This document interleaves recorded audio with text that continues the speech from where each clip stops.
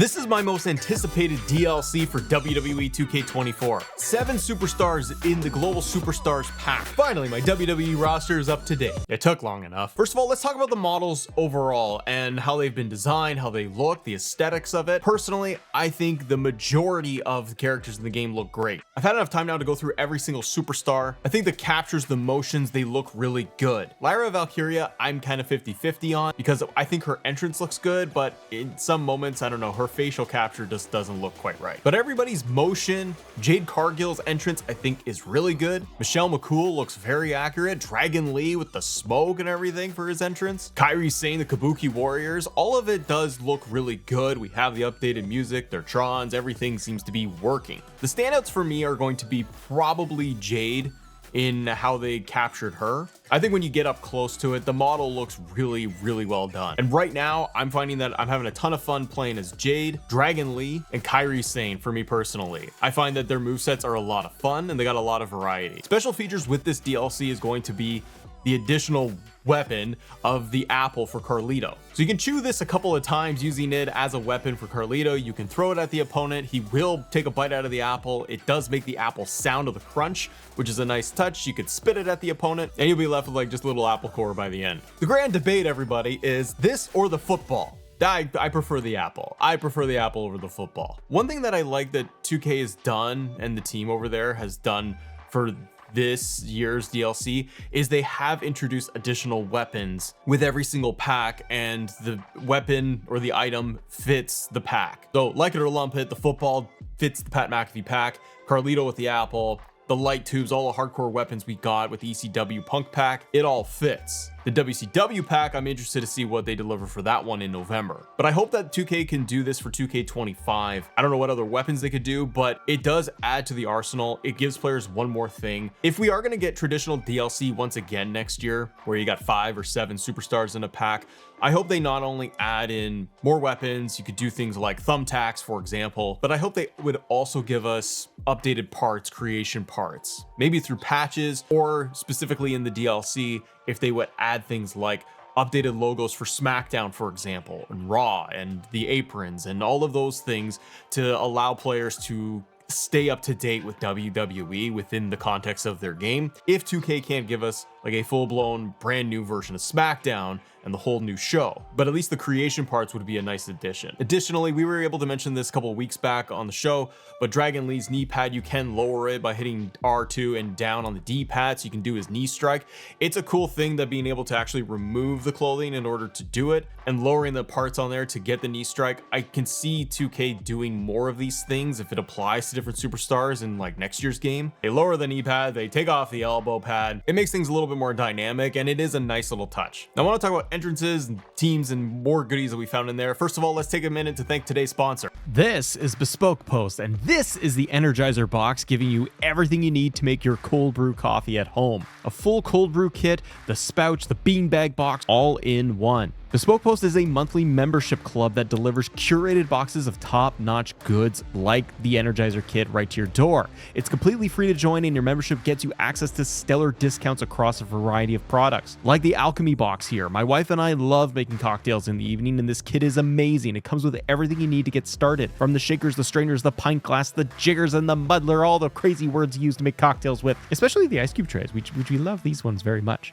Get those perfect little cubes. Sometimes we're talking about up to 30% off or more with these boxes. Plus, each purchase you make, you're supporting small businesses. So 90% of everything that Bespoke Post sells comes from small and up-and-coming brands. Bespoke Post makes it so easy to discover new products and elevate your everyday life. To get started, Bespoke makes it easy and fully customizable to you by answering simple questions. They will tailor everything to your needs. You take the quiz, you personalize your subscription, and they'll handpick the perfect box for you every single month. It's like having your own personal shopper there. It's really fun. And I love the fact that I can swap out, change, alter the box every single month too. So you only pay for what you want. Each month you'll get a box assigned to you, and before it's shipped, you'll get a preview of what comes inside to decide if you like it, you want to keep it, you want to swap it, you want to change it to a different box, or you can actually just skip the month entirely for no charge. So get yours today, get 20% off your first monthly shipment. Click the link in the description and enter AS20 at checkout, or go to bespokepost.com/AS20. So let's talk audio for a second. Audio tracks, commentary.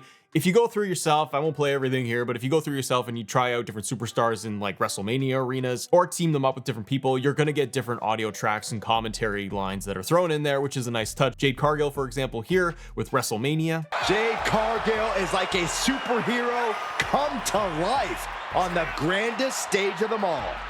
She looks like a superstar. She moves like a superstar. She commands attention like a superstar.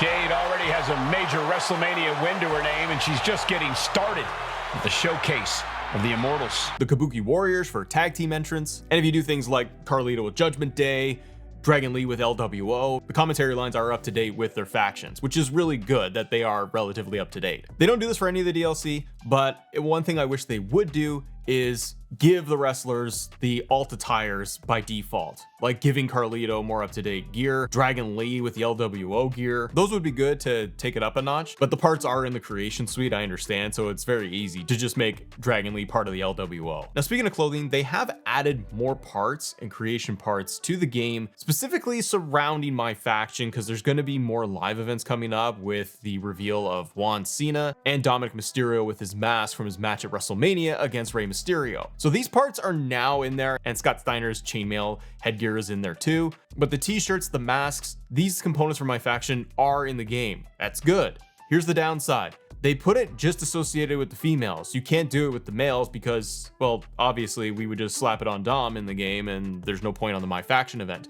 This is not good. Either put it for everybody or don't put it in the game at all. It's a weird move because I can go in there and, like you can see on screen, I just messed around with Alexa Bliss and I'm able to give her Mask Dom, My Faction version, his mask, his coat, and his shirt on the female. And it's for all the female part. What's the point of that? Same with Juan Cena. You can add in the Juan Cena's t-shirt and the mask for any female. What's the point of this when it's for the guys? And vice versa. If they do this for a live event for females with specific creation parts, are they going to give them to the men's? Honestly, if I'm 2K, don't go down that path. I think that's a bad idea because you're going to make a lot of fans angry because it's silly that you're not making it equal for both. Allow creation parts, allow all of this creation stuff to just be mix and match however you can across male and females. Make it equal, or yeah, don't do it. Now, other good things that they have added in, and this came along with the patch in anticipation for the DLC, Lay Cool or Way Cool. So if you go under tag teams and you want to recreate Lay Cool, you can. Download a version community creations of Layla, set up the Trons and everything the way you want, and select Way Cool as the motion, but we don't have Way Cool as the announcers, which is kind of a bummer. It's a great addition. It's a little bit of a throwback, so I like that. And even when we talked about audio, Michelle McCool here as part of Lay Cool. Michelle does have specific commentary. If you got her with the title, then they will announce her as the first Divas champion. Another thing I liked was that within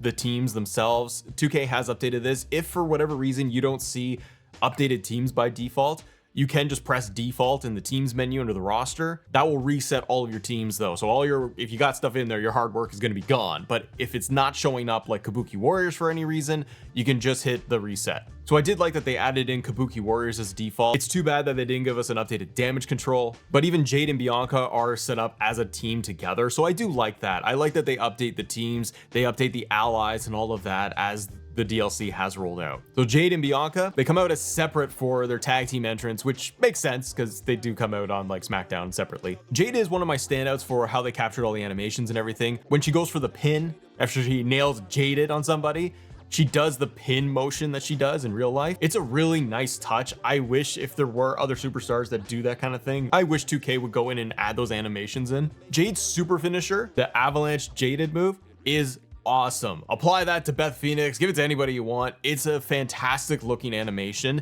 really well done. It's one of my favorite things to do. Jade's moveset is powerful. You feel powerful using her. Like her spear looks great. She's got like the big like push tackle motion and she just launches people across the ring. One of the downsides if you are doing anything custom with Jade, and this applies I think to like other characters too that have like jackets for their entrance motion.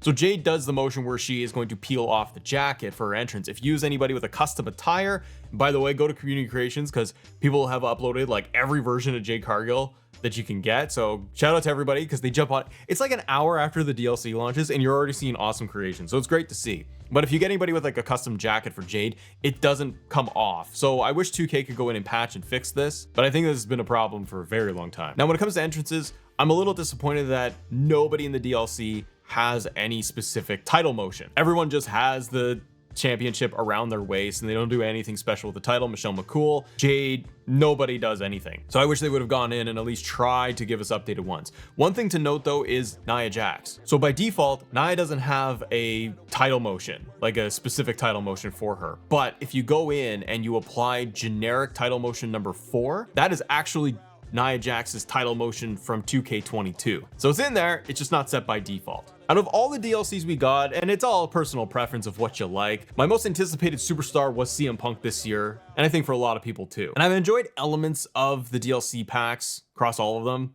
Even Pat McAfee, I like having Pat, nobody else. But this pack was the one that I was hoping that they would nail, and I think they've done an excellent job with it. I think all the characters look great. They're fun to play as. You got a ton of variety. Play around with everyone's movesets because they're all unique. They're all different. And it finally feels like this late into the season, it finally feels like I have a more completed game from the roster standpoint. I don't like that the DLCs are gapped so much this year. I think they need to tighten that up, but I can totally see why they're doing it with my faction persona models coming out more and more often. And I don't like that that is the main focus versus fixing core elements of the game, because I know a lot of people in the comments will probably say it in the community. They're like, it's great to have a bigger roster. It's no good when the game crashes, the online servers are a mess. But for this DLC pack, being able to update all of my factions, feeling like I have a current day WWE roster, 7 superstars instead of the normal 5, I think it actually helps give it a little bit more depth. It has me wanting to come back to it and try different tag teams and doing different things in universe mode. And I think doing 7 DLC characters for all the DLC packs is a way better value for people, because DLC packs and season passes, they're very expensive. And so if we get more traditional DLC, hopefully they can learn more from this pack and do stuff like this more often.